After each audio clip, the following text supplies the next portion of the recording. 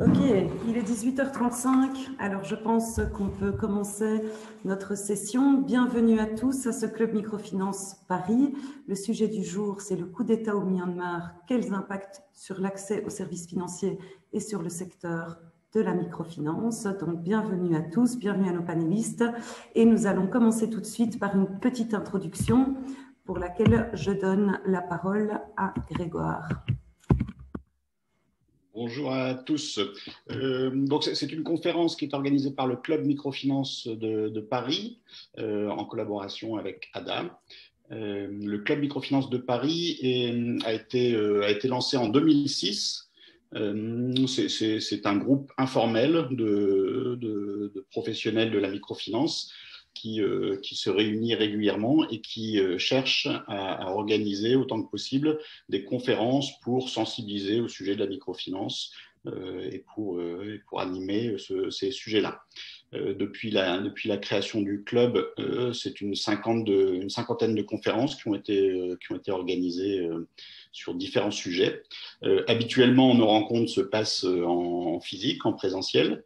Évidemment, depuis un an, on a adapté notre mode de fonctionnement avec ces webconférences qui ont l'avantage de pouvoir rassembler des personnes qui sont plus éloignées de Paris, ce qui est très très bien. On aura notamment parmi les intervenants ce soir quelqu'un qui est en direct du Myanmar. Donc c'est une grande chance et je le remercie parce qu'on est au milieu de la nuit là-bas. Voilà, donc c'est le club qui organise ces conférences et aujourd'hui c'est Bénédicte Godefroy de Dada qui très gentiment s'est proposée comme animatrice et modératrice de ces échanges. Elle va nous rappeler quelques principes de fonctionnement pour l'heure et demie qui nous engagent tous ensemble maintenant. Très bien, merci Grégoire. Donc en effet, voilà quelques rappels techniques pour tous nos participants. Le premier, c'est un rappel de couper votre micro, mais je pense que vu le mode webinaire que nous avons, vous n'avez de toute façon pas la possibilité de l'activer. Notre conférence va durer 1h30, donc on devrait terminer vers 20h.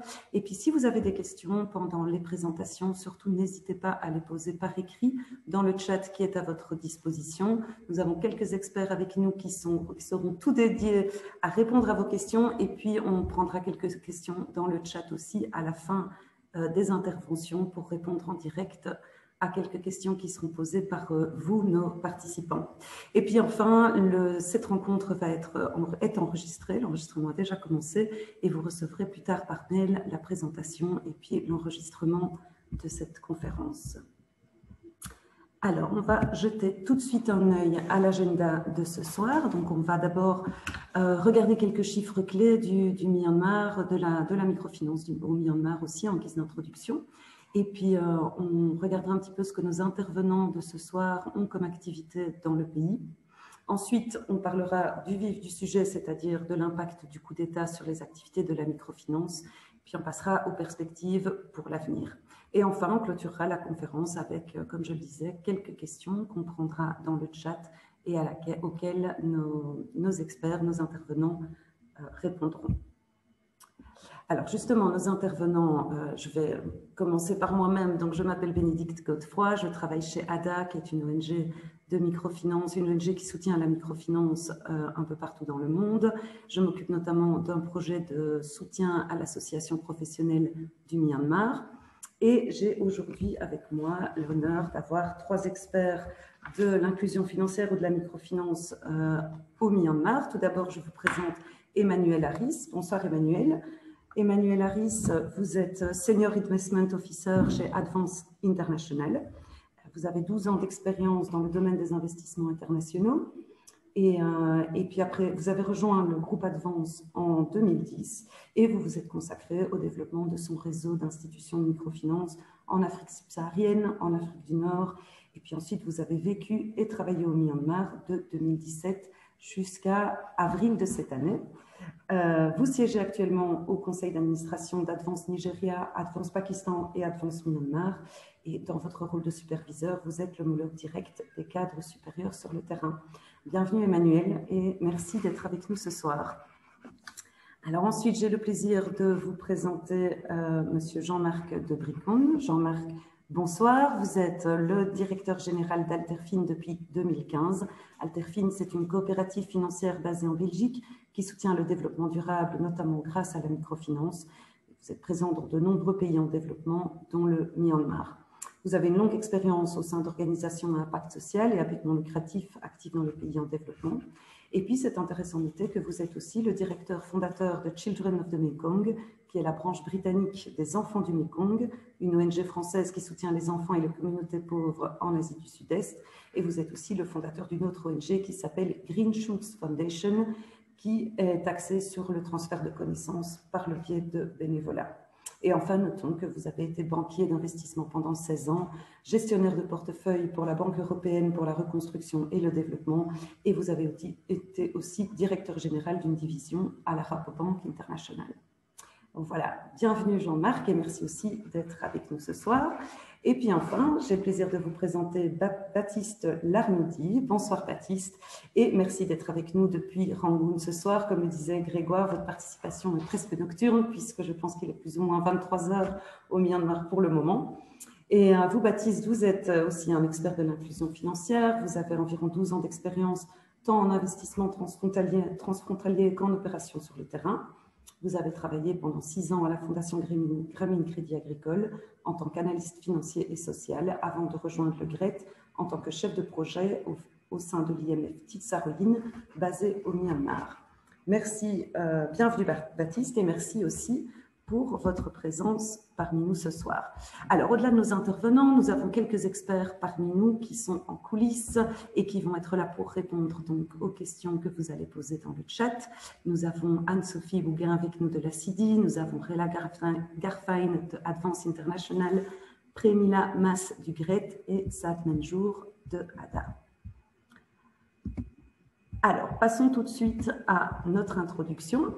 Donc, voici un petit rappel sur le Myanmar en quelques chiffres. Donc, République de l'Union du Myanmar ou de Birmanie, avec sa capitale économique qui est Rangoon, sa capitale politique qui est Naypyidaw. C'est un pays qui compte environ 56 millions d'habitants et qui est composé d'environ 130 minorités ethniques. Alors, même si la langue officielle, c'est le birman, bien sûr, avec autant de minorités ethniques, il y a plus d'une centaine de langues qui sont parlées dans le pays. Et puis, c'est un pays où la population parle, surtout la population éduquée va parler l'anglais. Il y a beaucoup de documents officiels qui sont traduits en anglais. Et puis, de plus en plus, les Birmans apprennent le chinois parce qu'ils ont beaucoup de relations commerciales et culturelles avec la Chine, qui est leur voisin. Alors, la monnaie locale, c'est le kyat. Vous allez avoir plus ou moins un petit peu moins de 2000 kyats pour 1 euro.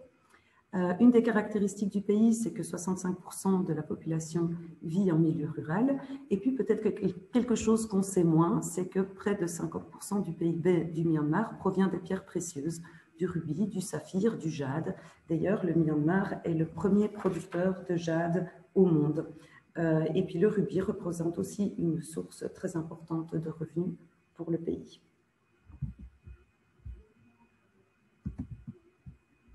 Alors, si on regarde un petit peu le secteur de la microfinance au Myanmar, je voudrais tout d'abord commencer par l'inclusion financière, n'est-ce pas?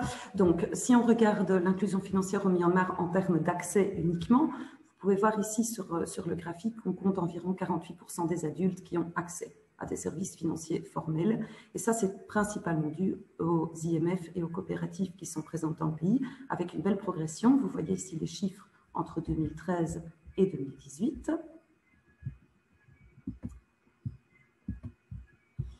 Par contre, quand on parle d'obtention d'un crédit ou de réelle utilisation des services de microfinance, on remarque qu'il n'y a que 26% des adultes qui peuvent obtenir un crédit aujourd'hui et seulement 12% qui épargnent de manière formelle. Ici, sur le graphique, vous pouvez voir la différence entre l'accès et puis l'utilisation au niveau des hommes et des femmes. Et vous voyez que la différence n'est pas très grande comparée à d'autres pays. On est sur des proportions qui sont plus ou moins similaires, hommes et femmes. Alors, le secteur de la microfinance au Myanmar, il fait face à évidemment plusieurs défis, mais j'ai choisi de vous en présenter un aujourd'hui. Vous voyez là sur le graphique le nombre de distributeurs automatiques de billets qui sont présents au Myanmar. Les chiffres datent de 2017, mais vous pouvez voir à quel point le Myanmar est assez en retard par rapport à ses voisins.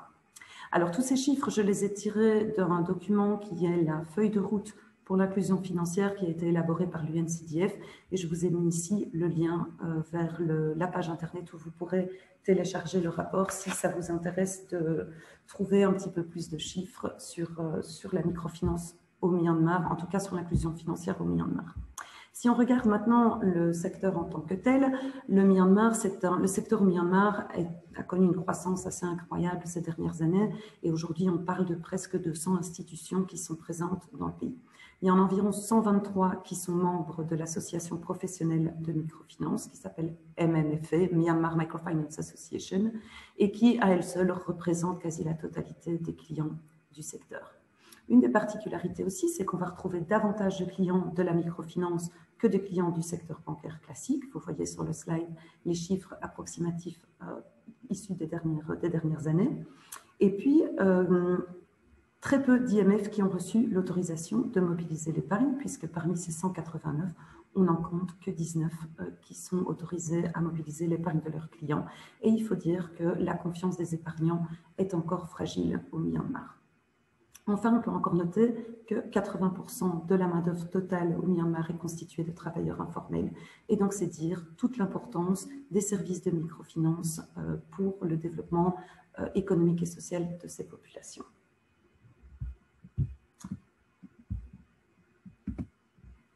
Si on regarde les sources de financement de ces IMF, on peut remarquer qu'elles sont assez bien diversifiées. On a à peu près 52% qui sont financés, qui proviennent des fonds propres de ces institutions, 14% qui provient de l'épargne et 34% qui provient des investissements étrangers. À noter que dans ce chiffre sont aussi inclus les investissements, enfin le refinancement que les IMF peuvent obtenir auprès des banques locales.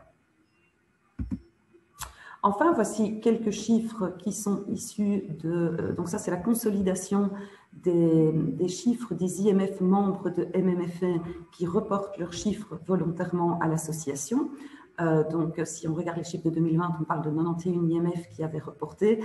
Et ce tableau illustre de nouveau la croissance incroyable que le secteur connaît. Vous pouvez voir la différence entre 2019 et 2020. Alors, le tableau est en anglais, mais j'imagine que vous comprenez bien qu'on parle des emprunteurs actifs, de l'encours de portefeuille, des clients actifs, de l'encours d'épargne et puis du portefeuille à risque à 30 jours. Et là, vous pouvez noter qu'il y a une forte progression en 2020.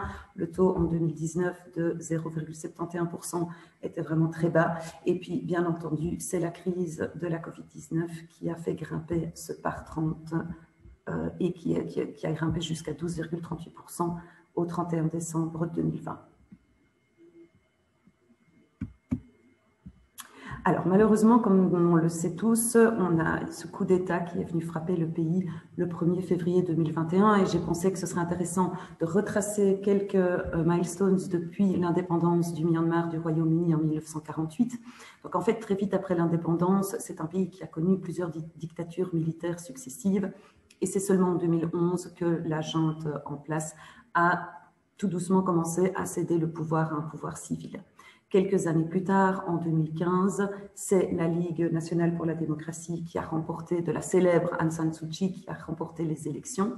Et quelques mois plus tard, elle accède à un poste qu'on pourrait dire plus ou moins équivalent à un poste de Premier ministre et qui donc prend le pouvoir, si on peut dire, au Myanmar.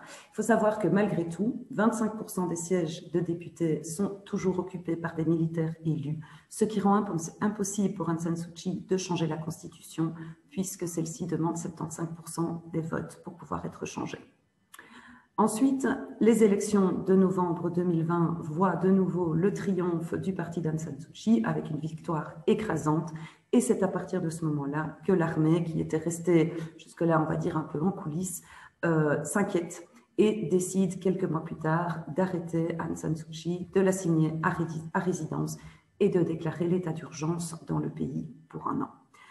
Tout de suite après, le lendemain, un mouvement de désobéissance civile est lancé sur Facebook, la population descend dans la rue, des grèves générales sont organisées Et très rapidement, l'armée descend elle aussi dans la rue et essaie de réprimer le mouvement de manière hyper violente. Je pense que mi-avril, on parlait déjà de plus de 700 morts et malheureusement, ce chiffre ne fait qu'augmenter de jour en jour. Alors bien sûr, c'est ça qui va nous intéresser ce soir. Qu'est-ce qu'il se passe au Myanmar? Comment est-ce que tous ces troubles affectent les activités de la microfinance? Donc, comme je vous l'avais dit, nos intervenants ont tous des activités dans le pays et on va commencer en guise d'introduction par leur donner la parole pour qu'ils nous expliquent brièvement exactement ce que chacun fait au Myanmar pour qu'on puisse ensuite remettre leurs interventions dans leur contexte. Alors, je vais donner la parole tout de suite à Emmanuel, je pense que c'est le premier. Voilà, Emmanuel, encore une fois, bonsoir, et je vous invite à nous présenter en quelques minutes les activités d'Advance au Myanmar. Bonsoir et merci de cette invitation. C'est un plaisir de parler d'Advance Myanmar, même si les conditions les circonstances sont difficiles. En quelques mots, Advance Myanmar est la dernière année des institutions du réseau international Advance. Elle a démarré ses opérations en avril 2017 avec à son capital donc Advance SA, la maison mère, Norfund, donc un fonds d'investissement du gouvernement norvégien, et une société sœur, Amret, un des leaders de la microfinance du marché au Cambodge, et qui est donc aussi une société du groupe, et qui a pris une participation minoritaire, mais qui a joué un rôle très important, on le verra peut-être plus tard, dans la genèse et dans le développement d'Advance Myanmar.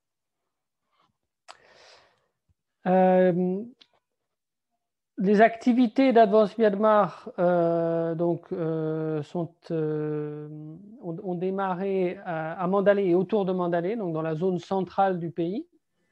Aujourd'hui, elle offre 3 produits de crédit principalement. Donc un produit relativement classique au Myanmar qui est le prêt à des petits groupes de 4 à 6 personnes. Un produit de crédit individuel pour les entrepreneurs un peu plus établis, un peu mieux établis, et un produit de crédit plutôt à vocation rurale et agricole, donc un produit de village banking, qui a été développé sur la base du modèle d'Amret, et donc qui permet de servir les clients directement dans les villages sans que ceux-ci aient besoin de se déplacer. Je vois que les chiffres de cette diapositive ne sont plus à jour. Aujourd'hui, le prêt Village Banking représente plutôt 40% de notre portefeuille. D'accord. Et le prêt aux petits entrepreneurs, donc le premier, également à peu près 40% et 20% pour le crédit individuel.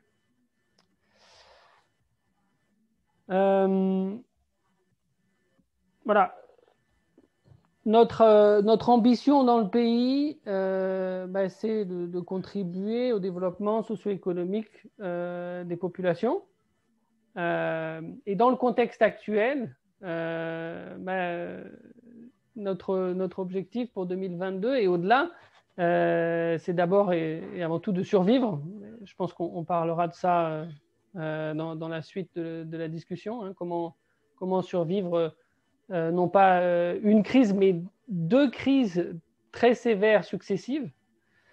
Et puis, si on y parvient, redémarrer nos activités et avec l'idée de devenir un acteur de référence pour l'appui au secteur agricole, un acteur de référence en matière de finances responsables et de relations clients. Et puis on veut aussi dans le marché birman, en tout cas c'était notre ambition avant le coup d'État, développer une offre digitale pour permettre à tous les clients potentiels, y compris ceux qui sont dans des régions très reculées du Myanmar, d'avoir accès à des services de qualité. Ok, très bien. Merci beaucoup Emmanuel pour cette introduction des activités d'Advance dans le pays. Jean-Marc, je vous invite à votre tour de nous présenter un petit peu ce que Alterfin fait au Myanmar. Avec plaisir. Bonsoir à toutes et tous. Alors, on va peut-être passer sur la page suivante. Bon, comme Bénédicte vous l'a indiqué, Alterfin, c'est une société coopérative belge qui a été créée en 1994 et qui résulte en fait du travail d'ONG et de banques éthiques. L'idée, c'était de promouvoir le développement durable et de le faire en finançant à la fois la microfinance, mais aussi des coopératives de petits producteurs et des PME faisant travailler les petits producteurs à travers le monde. On va passer à la page suivante. Merci. Depuis 1994, on a déboursé à peu près 600 millions d'euros.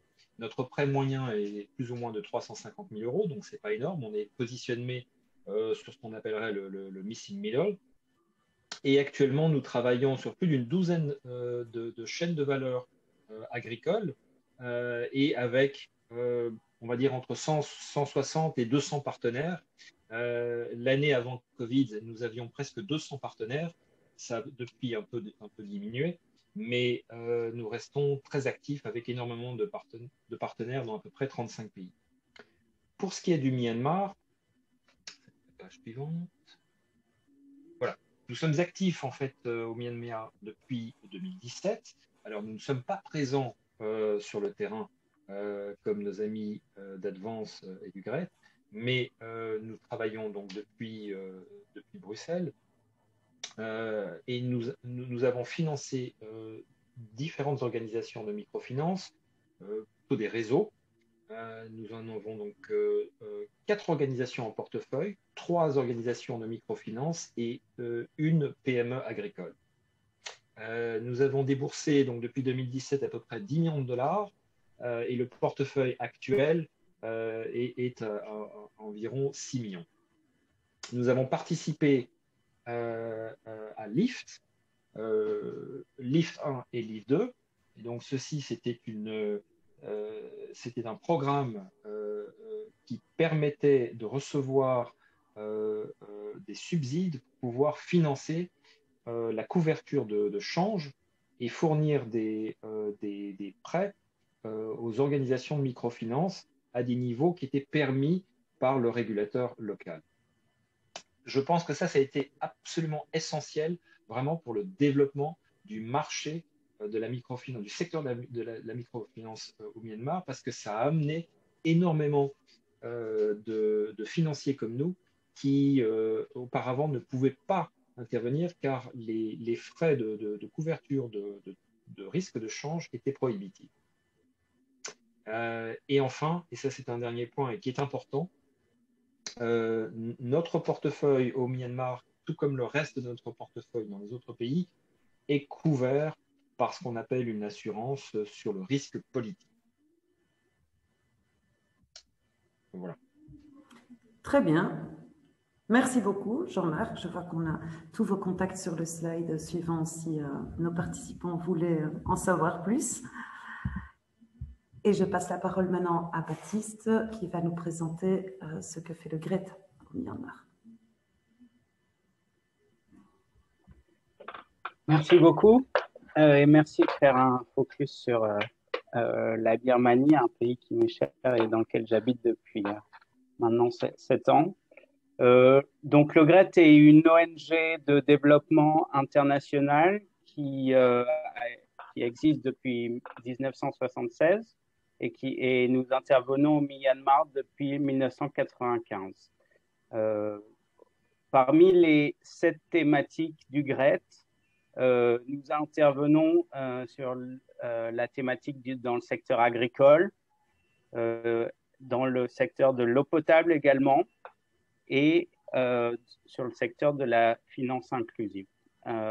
nous intervenons dans différentes régions, dans le delta de l'Ayeyaradi, à Mandalay, Sagaing et dans le Chin. Plus particulièrement dans le secteur de l'inclusion financière, nous avons créé un projet de microfinance dans le Chin en 1995 qui s'appelait Chin MFI. Puis en 2014, nous avons créé un nouveau projet de microfinance qui, lui, intervient dans la région de Sagaing.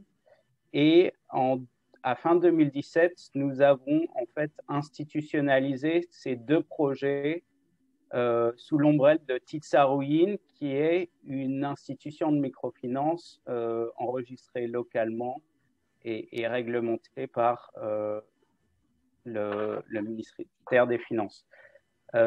En plus de ça, nous intervenons dans le delta sur l'inclusion financière via un autre modèle, un modèle coopératif où nous avons créé en 2017-18 21 coopératives de crédit pour financer le monde rural via 3 services financiers qui sont complémentaires: le crédit stockage, le microcrédit standard à destination du secteur agricole et le crédit bail qui a été lancé en 2012 et qui était une première dans le pays. Plus particulièrement concernant Titsaruyin, nous intervenons dans 2 régions de la Birmanie, donc le Chin State et la région de Sagaing, à travers de 12 agences. Nous comptons 150 employés birmans avec des ethnies très diverses, de langues très diverses. Dans le Chin State, en fait, dans un département, chaque département a une langue particulière, donc la langue de référence pour échanger est le birman. Dans chaque département, il y a une langue différente. Nous finançons 33 000 ménages dans plus de 400 villages, principalement des femmes qui vivent pour la plupart en dessous du seuil de pauvreté international et un tiers d'entre eux environ en dessous du seuil de pauvreté nationale qui est d'environ 1 euro. À ce jour, l'encours de crédit est d'un peu plus de 6,8 millions d'euros, principalement investi dans le secteur agricole et en termes de méthodologie de crédit, nous utilisons principalement le Village Credit Scheme, qui est une méthodologie de groupement villageois pour 80%, pour les 4/5e, et 20% environ sont du crédit individuel pour les entrepreneurs un peu plus avancés. Voilà. Merci. Ok, très bien, très bien. Merci beaucoup, Baptiste. Très intéressant de connaître ce que Titsaruyin fait au Myanmar. Avant de continuer, je voudrais profiter de l'occasion pour donner 2 mots sur ce que ADA fait au Myanmar. Donc, comme je vous le disais, ADA, c'est une ONG luxembourgeoise qui soutient différents acteurs de la microfinance, principalement des IMF. On a un bras conseiller en investissement au fonds LMDF, qui est le Luxembourg Microfinance and Development Fund, et on soutient comme ça 2 IMF dans le pays. Et puis, on a ce projet d'appui à l'association professionnelle du Myanmar depuis 2017. On appuie l'association à développer des services pour ses IMF membres, à faire du plaidoyer auprès de FRD, qui est le régulateur du secteur, et puis, de manière générale, à promouvoir le secteur de la microfinance, en tout cas un développement qui soit sain et durable du secteur. Par exemple, on a appuyé le développement de la plateforme MCX, qui est en fait une plateforme digitale qui permet aux IMF d'échanger leurs données sur leurs clients et d'essayer ainsi d'éviter le surendettement des clients. Et puis voilà, une plateforme qui pallie à l'absence de bureaux de crédit formels jusqu'à présent. On a aussi une collaboration avec UNCDF et Modusbox pour mettre en place une plateforme digitale d'interopérabilité pour la microfinance qui permettra à terme aux clients de la microfinance d'effectuer leurs transactions financières d'une IMF à une autre de manière digitale, donc c'est-à-dire principalement via leur téléphone portable. Alors, nous allons maintenant passer à la discussion en soi et donc, comme je vous le disais, à cet impact du coup d'État sur les activités de microfinance. Et je voudrais commencer par donner la parole à Baptiste. Baptiste, vous qui êtes sur place, est-ce que vous pouvez nous dire un petit peu comment est-ce que ce coup d'État, cette crise politique, impacte votre quotidien, un quotidien qui était déjà affecté par la crise sanitaire qui a commencé en mars 2020 dans le pays. Et donc, on a vu que la population descend dans la rue pour manifester. Les protestations sont durement réprimées par l'armée. Quelle est votre situation quotidienne aujourd'hui?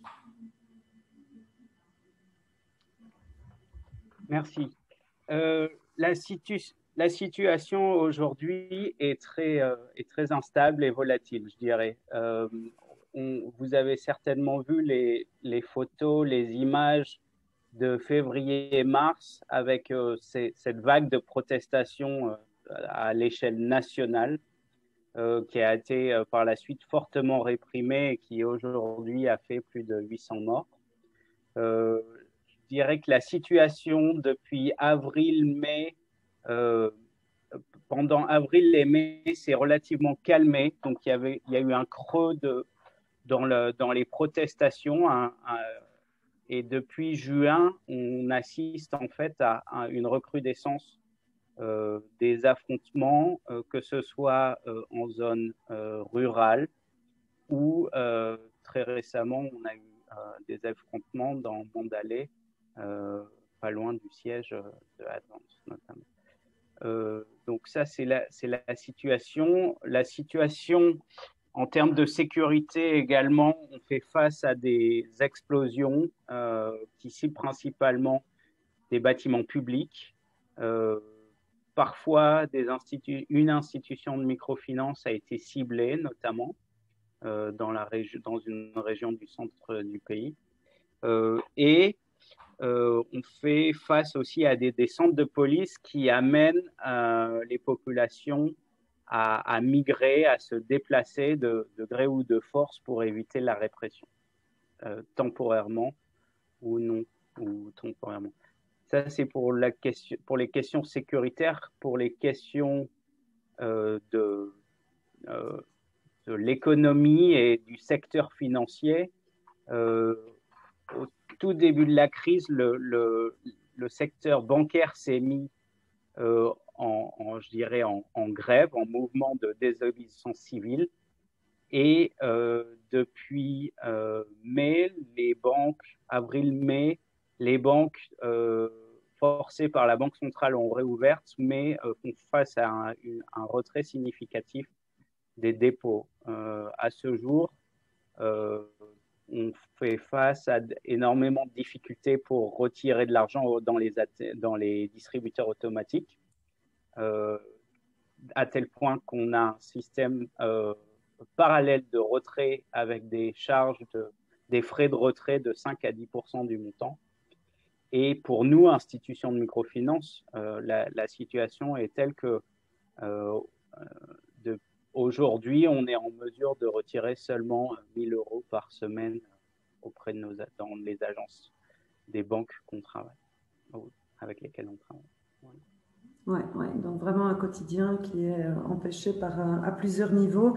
Emmanuel, ces problèmes qu'on entend, j'imagine qu'ils sont similaires à ceux auxquels les clients d'Advance font face. Quelles nouvelles est-ce que vous avez d'Advance au Myanmar en ce qui concerne la situation vécue par les clients? Attends, Emmanuel, vous êtes en mute. Pardon. Le constat en termes de sécurité, il est exactement le même que celui qui est partagé par Baptiste. La situation, elle est grave, elle est préoccupante, elle est très volatile.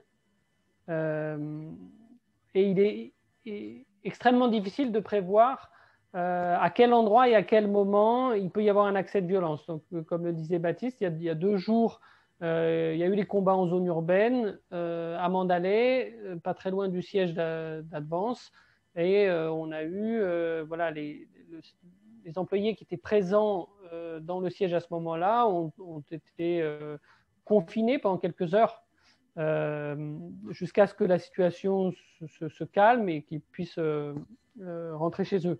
Depuis cet événement, on a décidé de diminuer le taux de présence de nos employés au siège et comme on l'avait fait pendant le Covid, de réintroduire de fortes proportions de travail à distance.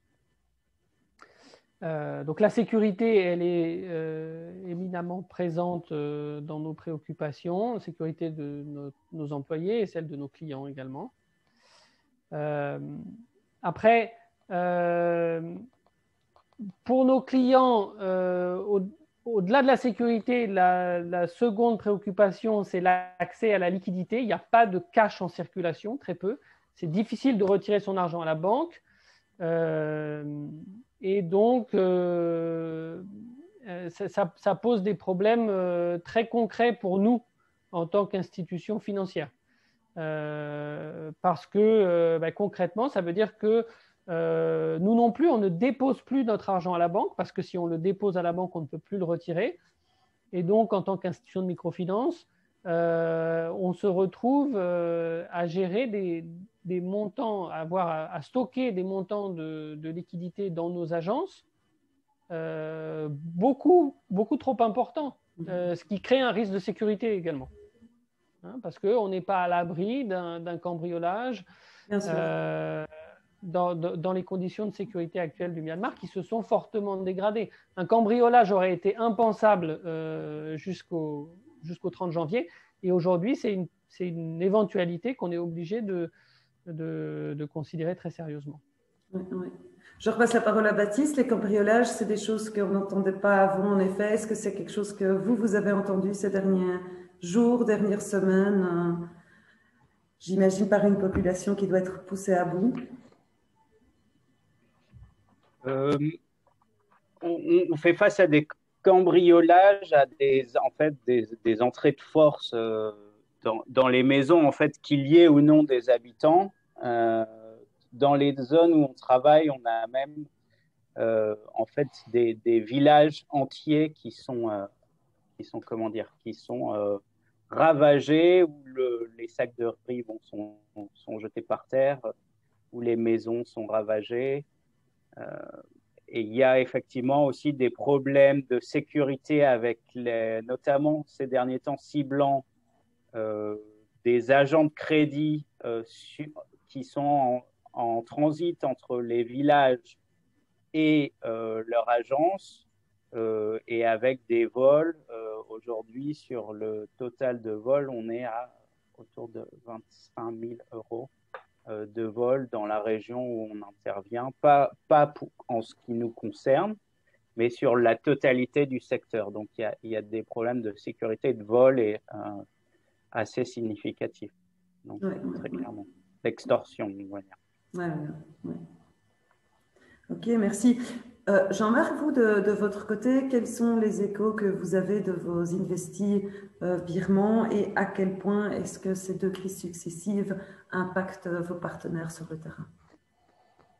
Écoutez, bon, d'abord, au niveau de la performance, en fait, toutes les institutions avec lesquelles nous travaillons sont toujours performantes. C'est-à-dire qu'elles ont continué à effectuer leurs paiements, d'échéances de principales ou les paiements d'intérêt.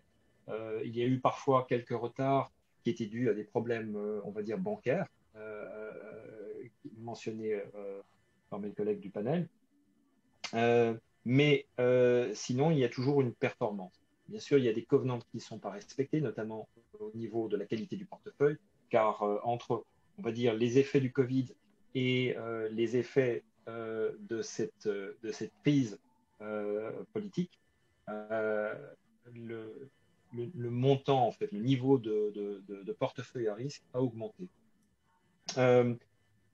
Pour ce qui est, disons, de nos partenaires sur place, tous nous ont indiqué que, bon, d'une part, il y avait eu départ, on va dire, des cadres étrangers qui avaient quitté le pays, fermeture des sièges sociaux, qui étaient surtout dans des zones urbaines.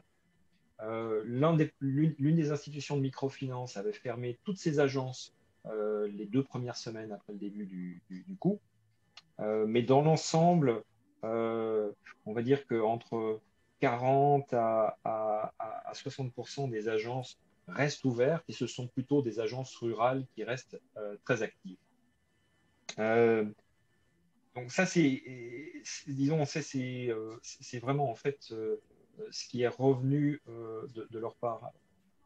L'une des institutions effectue des sondages réguliers auprès de plus de 2000 de leurs fermiers clients. Et pour la majorité de ces clients qui ont été sondés, il n'y a pas eu vraiment d'explosion de la violence. On parle de clients ruraux ici, hein, sauf dans une région bien précise où ça a été un peu plus violent. Mais sinon, dans la majorité des régions, ce n'est pas le cas. Donc, nous, on voit toujours donc, une distinction entre zone urbaine et zone rurale.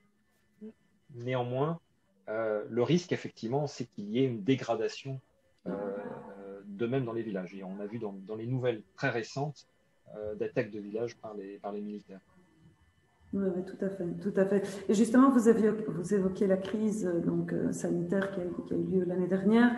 Est-ce que vous, en tant qu'investisseur, vous avez tiré des leçons de cette crise dans la gestion de vos investissements et qui aujourd'hui apparaissent bien utiles à l'heure de cette crise politique?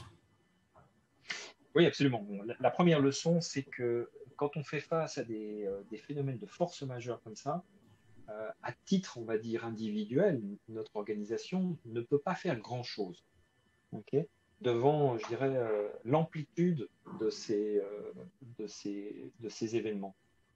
Et il faut absolument travailler ensemble dans le secteur, travailler avec les autres organisations qui cofinancent ces institutions de microfinance, travailler avec les organisations gouvernementales, quasi-gouvernementales, comme les agences de développement, les supranationales, tous travailler ensemble pour continuer à supporter, en fait, à soutenir le secteur. Alors, pour ce qui est de la microfinance, il y avait un effort qui avait été fait par la Fondation Grameen Agricole avec le pledge, et j'en profite pour saluer notre ami Philippe de la Fondation. Et ça, c'était un effort qui a fédéré plus d'une trentaine d'acteurs dans ce secteur, qui est important. Il y a eu un effort parallèle avec le MOU qui avait été signé par les gros véhicules d'investissement en microfinance européens. Ça aussi, c'est important. Bien que ces engagements soient des engagements qui ne sont pas, on va appeler en jargon anglais, not legally binding, ils sont néanmoins moralement importants. Et ça se voit dans les attitudes, dans toutes les négociations que nous avons avec nos partenaires, dans les cas de restructuration, les discussions sur les sociétés en difficulté. Ce qui est important, c'est de donner le bénéfice du doute à l'emprunteur et de faire en sorte que l'on puisse travailler ensemble pour leur fournir ce qui est nécessaire pour arriver à un niveau de stabilité. Ceci est vrai que ce soit pour une crise sanitaire ou une crise de violence telle que le connaît Myanmar actuellement. Oui, oui, tout à fait, tout à fait. Alors, j'ai envie de poser un petit peu la même question à nos deux praticiens sur le terrain, c'est-à-dire, est-ce que finalement, d'une certaine manière, la crise sanitaire vous a un petit peu préparé à mieux gérer la crise actuelle? Est-ce qu'il y a eu des choses que vous avez mises en place et qui servent aujourd'hui? Et je m'adresse peut-être d'abord à Emmanuel. Est-ce que Advance a tiré certaines leçons utiles aujourd'hui? Alors oui, je le disais tout à l'heure, d'abord, on sait beaucoup mieux qu'avant travailler à distance et bon, c'est bien utile dans les conditions actuelles en Birmanie. Ensuite, on est en train de refaire en ce moment au Myanmar exactement le même exercice qu'on a conduit entre le 3e et le 4e trimestre 2020 pour faire un état des lieux de notre clientèle. Voilà. Mais individuellement, s'adresser à chacun de nos 65 000 clients pour leur demander voilà, comment va leur famille, comment va leur activité économique et comment est-ce qu'ils envisagent de rembourser leur crédit. Bon, c'est vrai que quand on a 100 ou 200 clients, ce n'est pas la même chose que quand on en a 65 000, 100 000 ou 200 000, comme certaines IMF en Birmanie. Et donc, à l'occasion de la crise Covid, on a développé des outils, notamment des outils digitaux, au niveau du groupe Advance, et on utilise ces mêmes outils aujourd'hui pour faire cet état des lieux de notre portefeuille et collecter l'information qui ensuite va être traitée pour voilà, faire des prévisions sur voilà, les remboursements qu'on peut sérieusement attendre de nos clients, et puis aussi proposer des solutions de restructuration à nos clients qui soient soutenables pour eux et qui leur permettent de relancer leur activité, parce qu'in fine, même dans ces conditions politiques et sécuritaires dégradées, notre mission, elle reste la même. On est là pour participer au développement socio-économique de ce pays. Tout à fait, tout à fait. Baptiste, c'est des mesures similaires qui sont prises chez Titsaroyin, c'est-à-dire chercher à connaître au mieux la situation des clients pour pouvoir s'adapter, pour pouvoir planifier malgré les troubles. Oui, alors à notre niveau, on a lancé dès avril 2020, en fait, parce que nous avons été obligés de travailler à la maison. On a lancé un questionnaire qu'on pratique au sein de nos 400 villages en travaillant avec le comité villageois. Donc, c'est 3 personnes qui sont élues par les clients, par les membres. Et donc, au tout début, en 2020, chaque semaine, puis toutes les 2 semaines, puis tous les mois désormais, on pose des questions sur l'évolution des prix de l'alimentation, des matières premières pour leurs activités, de leurs revenus également, les questions sanitaires et également les questions désormais, je veux dire, les autres questions sécuritaires. Donc, on a mis en place un suivi plus global, mais extrêmement régulier. Donc, ça, c'est un premier point. Et puis, on a aussi appris effectivement à travailler à la maison. Du jour au lendemain, toutes les équipes se sont retrouvées en stay at home suite aux mesures du gouvernement. Et donc, on a maintenu le contact avec nos clients. Et enfin, c'est nos équipes qui faisaient face à très peu de retard de remboursement avant la crise du Covid. Au niveau de Titsaroyin, à fin mars, nous avions 10 clients sur 33 000 qui étaient en retard sur leurs échéances. À fin avril, nous avions 98% de ces clients qui n'avaient pas payé. Donc, en fait, les agents de terrain, mais aussi la direction, a appris au recouvrement, à écouter les clients, à comprendre leurs besoins. Et à fin décembre, on avait un portfolio, un encours de crédit en retard de plus de 30 jours de moins de 2%. Donc ça, c'est quelque chose qu'on a appris et qui va nous servir aujourd'hui. Ouais. Aujourd'hui, la difficulté, notamment pour le rééchelonnement, et c'est un problème auquel on fait face, c'est pour être en mesure de rééchelonner, il faut avoir une certaine visibilité sur le rétablissement de l'activité économique. Et aujourd'hui, c'est vrai qu'on a peu de visibilité et du coup, on échange toujours avec nos clients et on comprend et on décale les remboursements à défaut d'avoir de la visibilité. Donc pour maintenir des pratiques de collection, de recouvrement adéquates qui est assez important par les temps qui courent et notamment par les temps qui courent d'un point de vue sécuritaire. Oui, tout à fait, tout à fait. Merci à vous trois d'avoir partagé un petit peu la situation actuelle, l'impact sur les clients, sur les activités. Je pense qu'on arrive tout doucement au bout de la première partie. Je me tourne vers Anne-Sophie pour savoir si on a quelques questions dans le chat qu'on voudrait prendre et poser à nos intervenants avant de passer à la partie sur les perspectives d'avenir.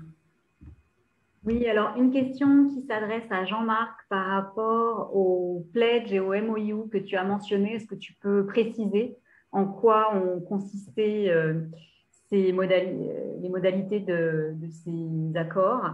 Et moi, j'avais une question également sur les modalités suivant lesquelles les institutions arrivent du coup, à rembourser leur crédit auprès des prêteurs.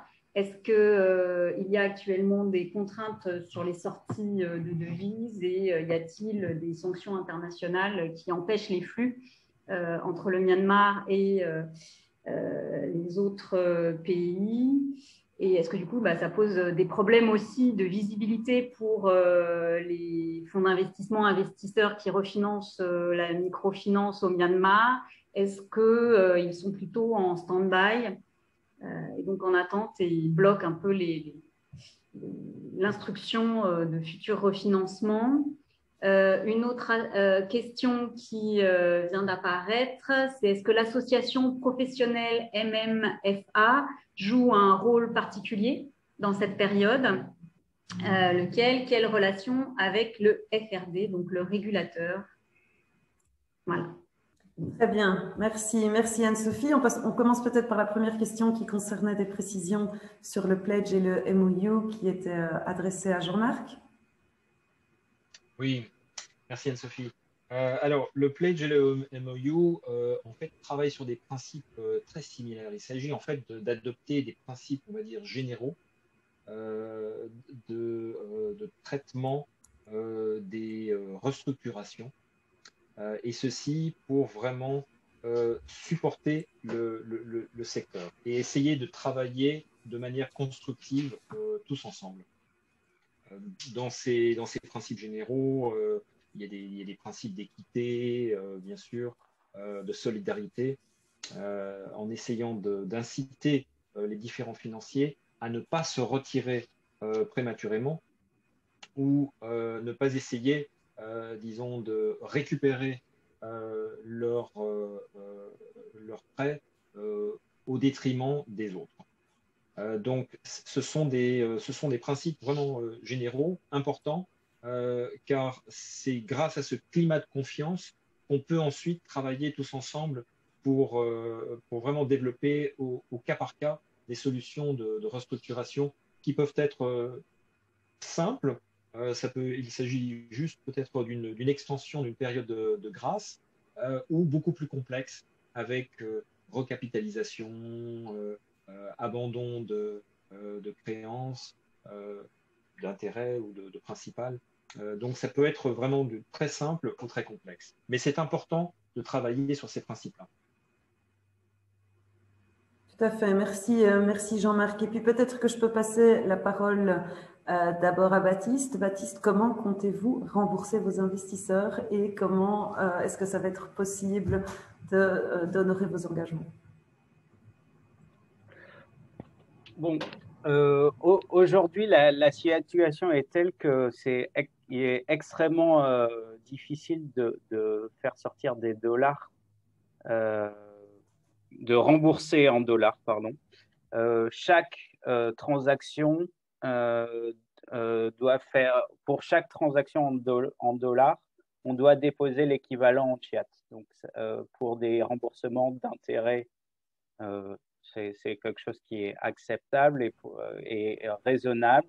Pour des remboursements de principal, c'est quelque chose qui a un impact assez significatif, notamment compte tenu du fait que nous ne sommes pas en mesure de retirer de l'argent de ces mêmes banques auxquelles on va déposer en fait des millions de chiat. Donc aujourd'hui, on a la chance d'avoir des prêteurs qui comprennent extrêmement bien la situation, et donc avec certains d'entre eux, nous avons négocié un rééchelonnement des créances portant sur le principal afin de ne pas pénaliser en fait in fine les micro-entrepreneurs qu'on soutient, parce que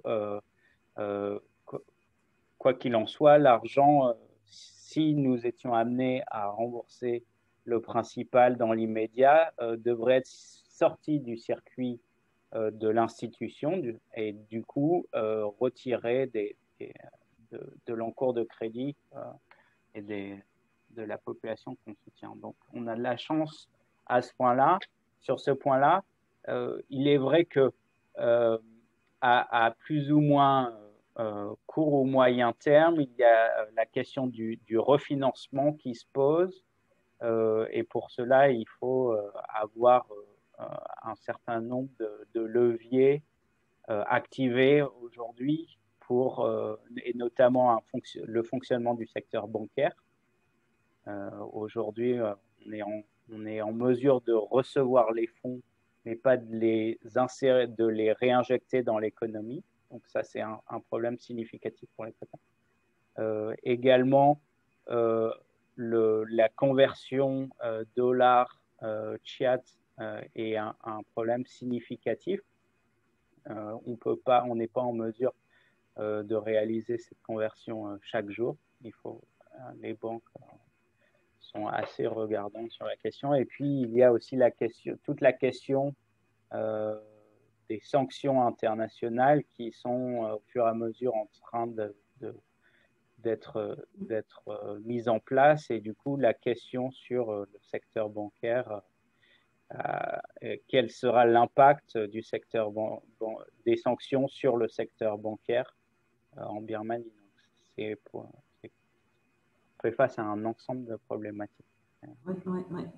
Emmanuel, du côté d'Advance, vous pouvez aussi compter sur la compréhension de vos investisseurs? Oui, c'est un petit peu la même situation que pour Titsarowin. On est en train de négocier un moratoire sur le remboursement du principal, au moins jusqu'à la fin de l'année 2021, et les prêteurs font preuve de beaucoup de compréhension et travaillent de concert. Donc, de ce côté-là, il n'y a pas réellement de tension immédiatement, même si la perspective de 2022 et au-delà est compliquée, parce que si les prêteurs nous soutiennent pour rééchelonner, restructurer la dette existante, aucun à ce jour n'a évoqué la possibilité de nouvelles lignes de crédit. Donc voilà, sans accès au crédit, et ça va être compliqué de reprendre la croissance. Donc notre situation à l'heure actuelle, notre stratégie consiste à essayer peut-être d'accepter une certaine contraction de nos activités, de stabiliser notre institution à une taille et avec des paramètres de risque et de coût de la ressource financière qui nous permettent d'être rentables. Et donc, voilà, de faire le dos rond en attendant que la crise passe, en espérant que quand les paramètres de sécurité et puis les paramètres macroéconomiques seront rétablis, on pourra rétablir l'accès à du financement. Et à ce moment-là, dans un premier temps, on sait que on va devoir compter d'abord sur nos actionnaires, mais on espère aussi que certains acteurs du marché locales seront là pour nous soutenir à ce moment-là. Puis on espère aussi le soutien de certains bailleurs de fonds pour réamorcer les circuits de financement. Oui, tout à fait. Tout à fait. Alors, je peux peut-être moi-même répondre à la dernière question qui concernait l'association professionnelle et ses activités pour le moment. Alors voilà, nous qui sommes en contact avec elle toutes les semaines, je peux dire qu'elle aurait envie de faire beaucoup plus, mais l'association marche un peu sur des œufs pour le moment, hein, puisque on la sent très craintive de ce qui se passe, de toutes les disparitions qu'il y a. On n'a peut-être pas encore évoqué, mais il y a quand même beaucoup de personnes qui disparaissent tous les jours. Pour le moindre soupçon, on peut être tout de suite catégorisé par la junte au pouvoir comme dérangeant et donc tout simplement disparaître. Il y a certaines petites IMF qui sont aussi soutenues ou financées par la junte militaire. Alors, comme l'association adresse toujours ses messages à l'ensemble de ses membres, elle sait qu'elle doit être très prudente. Cela dit, elle communique en permanence avec ses membres et justement, aujourd'hui, on a signé un contrat pour lancer une vaste enquête et une collecte de données auprès de toutes les IMF, mais aussi auprès des clients et auprès de diverses parties prenantes, pour essayer de donner un peu un aperçu de l'impact de la crise sur le secteur. Et c'est un rapport, une enquête, une étude qui va être réalisée par un consultant spécialisé en collaboration avec l'association. Et les résultats de cette étude seront divulgués fin août, début septembre. Et bien sûr, vous ne manquerez pas de recevoir une copie de ce rapport. Donc l'association essaye de garder son rôle de représentant du secteur. Et dans ce cadre-là, elle est bien sûr toujours en contact avec FRD, donc avec le régulateur. Avant la crise, c'était quelque chose de très courant. Donc ils ont des rendez-vous régulièrement au siège de FRD pour discuter de mesures et d'autres. Ils ont fait beaucoup de lobbying pour avoir des mesures, pour obtenir des mesures de facilitation pendant la crise de la Covid. Et là, je sais qu'ils viennent d'obtenir, je pense que ça a été annoncé lundi, ils avaient demandé à ce que soit prolongée la mesure d'avoir seulement 1% de loan provision qui avait déjà été accordée à cause de la Covid et qui vient d'être prolongée jusqu'à la fin de l'année. Mais j'imagine que les IMF sur le terrain sont déjà au courant de cette mesure qui va être accordée par FRD jusqu'à fin décembre. Très bien, oui. Une nouvelle question, donc je la pose comme on a encore le temps. Donc, qui s'adresse plutôt à Baptiste et Emmanuel. Observez-vous une contraction, stagnation, croissance de la demande de microcrédit dans le contexte actuel et quel sens donnez-vous à cela? Très bien. Est-ce que je peux proposer qu'Emmanuel prenne la parole en premier parce qu'Emmanuel va devoir nous quitter quelques minutes avant la fin et je pense que d'ici 5 minutes, il va devoir s'absenter. Donc Emmanuel, si vous voulez bien répondre en premier. Alors, si on compare à la situation d'avant la crise Covid, on peut effectivement observer une contraction de la demande. Alors, d'abord parce que l'activité économique est ralentie, mais aussi parce que nos activités commerciales sont ralenties. Et dans une certaine mesure, on suscite la demande de crédit quand on arrive dans un village et qu'on propose ces services. Donc, ces activités-là de démarchage commercial étant fortement ralenties, voilà, nécessairement, on enregistre une très nette contraction de la demande de crédit. Par contre, ce qu'on a observé depuis le coup d'État et depuis le redémarrage de nos activités de décaissement, donc depuis fin avril, c'est un certain nombre de demandes de crédit qui sont plus tellement motivées par le crédit lui-même, mais par la nécessité d'accéder à de la liquidité. C'est-à-dire qu'on peut avoir des gens qui ont de l'argent sur leur compte, mais qui viennent emprunter parce que l'argent sur leur compte n'est pas disponible et qu'auprès de nous, ils ont accès à du cash. Merci Emmanuel. Baptiste, qu'est-ce que vous pouvez nous dire de votre côté? Alors, de notre côté, donc il y a des zones sur lesquelles on intervient en commun, mais je dirais que Titsaroin, qui travaille notamment dans le Chin State, où nous sommes principalement la seule et unique solution à institution de microfinance dans les villages, on n'observe pas de contraction de la demande de crédit, principalement parce que l'institution finance le monde agricole, le monde rural et le monde agricole, et que les besoins sont là, demeurent, et la demande pour les produits agricoles a été relativement stable. Donc, on n'assiste pas à une contraction de la demande de crédit.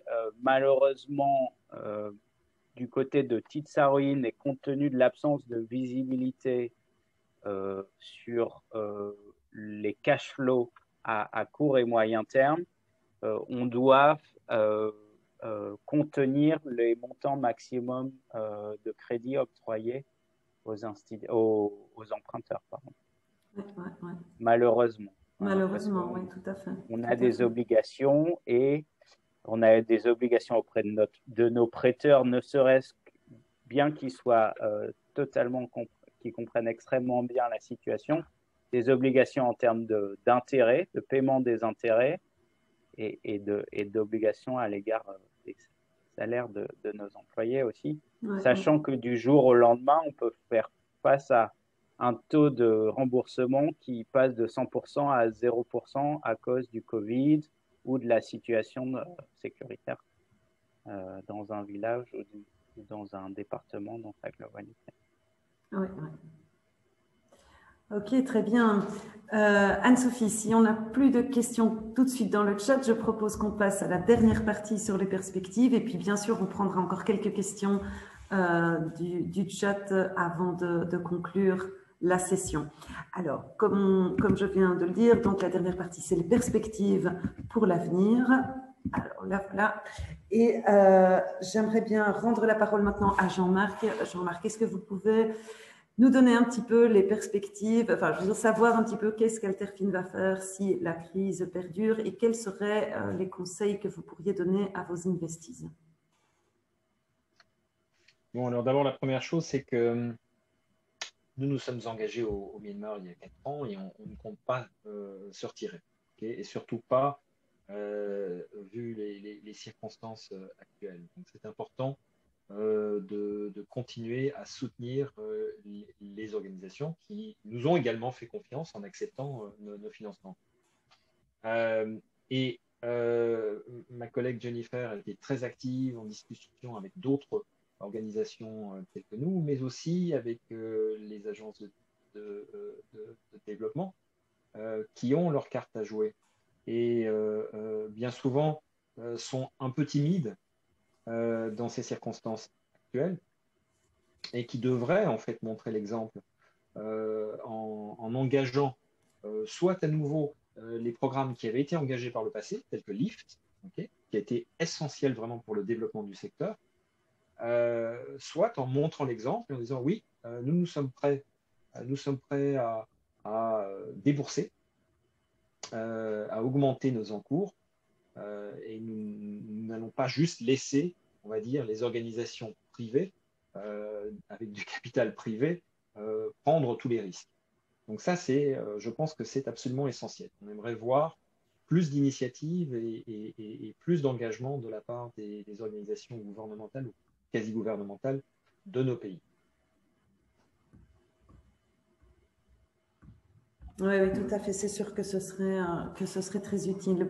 Baptiste, de votre côté, comment envisagez-vous l'avenir pour Titsaroïne et quel serait votre message aux parties prenantes du secteur? Donc, du côté de Titsaroïne et notamment de notre CEO, de l'équivalent de notre CEO, en fait, la situation est telle que en travaillant depuis 1995, on a déjà dû faire face à des situations extrêmement complexes. Donc, je dirais pour lui notamment, qui travaille dans l'institution depuis 1995, il a une certaine vision qui fait que oui, c'est complexe, mais quoi qu'il se passe, on avancera et on fera au mieux. Et je pense que ça motive l'ensemble des 150 employés. Donc ça, c'est la première des choses. Bien sûr, on va continuer à discuter avec nos prêteurs actuels et on essaie de discuter avec de nouveaux prêteurs pour débloquer la situation. Donc ça, c'est important. Et c'est vrai qu'on est aussi dans l'attente des institutions gouvernementales qui devraient jouer le rôle de crowding in, pour amener les investisseurs privés à renforcer et à investir de nouveau dans le secteur. Le secteur de la microfinance au Myanmar n'est pas passé du jour au lendemain de hero à zéro à cause d'un changement politique. On peut le voir dans la sous-région, la microfinance est un succès indépendamment du type de politique ou du type de gouvernement en place. Donc ça, c'est un peu les attentes qu'on a, et notamment des bailleurs pour mettre en place des solutions. Ouais. Très bien, merci. Alors, Emmanuel n'est plus avec nous, mais Anne-Sophie, est-ce qu'on a encore quelques questions qu'on va pouvoir prendre avant la fin de la conférence? Il nous reste une bonne dizaine de minutes. Alors, pas de questions sur le chat. Moi, j'en aurais une pour Jean-Marc, qui nous a parlé d'un mécanisme de garantie au début de sa présentation. Est-ce qu'il peut en dire plus, si ce n'est pas confidentiel? Alors, ce qui est confidentiel, c'est la société qui nous fournit. Ça, je ne peux pas révéler le nom. Mais bon, il s'agit d'un contrat d'assurance. Et c'est un contrat d'assurance qui est sur l'entièreté de notre portefeuille de microfinance. Et donc, qui nous couvre contre les risques politiques. Donc, toute perte qui serait occasionnée par un risque politique serait couverte. Et bon, il y a différents degrés de couverture, okay, mais pour ce genre de contrat, ce qu'il faut d'abord, c'est démontrer qu'il y a une perte, okay, et ensuite que cette perte est liée à un risque politique. Et ensuite, il y aura effectivement remboursement. Pour nous, c'était quelque chose qui était important et c'est au niveau de notre politique d'investissement. C'est une approche qu'on a prise et qui est au niveau global. Bon, ce n'est pas gratuit, bien sûr, donc ça a un coût. C'est un coût et il faut savoir que, effectivement, en général, c'est un peu comme tous les produits d'assurance. On paye une prime, on n'utilise pas forcément la police, on espère ne pas devoir l'utiliser, mais c'est important que le jour où il faut vraiment l'utiliser, la couverture en fait est vraiment efficace. Puisqu'il ne faut pas l'oublier, c'est une couverture d'un risque de force majeure.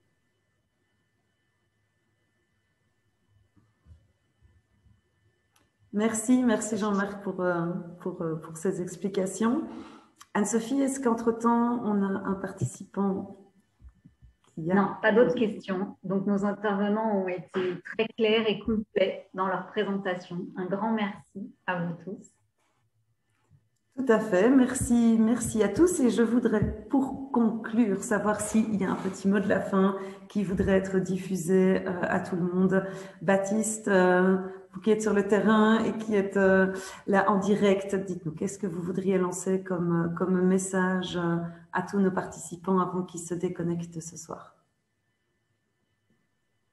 Tout d'abord, merci d'avoir écouté ces quelques mots sur la Birmanie. Et puis, je pense que chacun à notre niveau, il est important de ne pas laisser le pays sombrer malgré les événements politiques et essayer autant que faire se peut de ne pas oublier les populations qui souffrent et du coup débloquer quand on peut la situation auprès de nos partenaires ou de nos réseaux.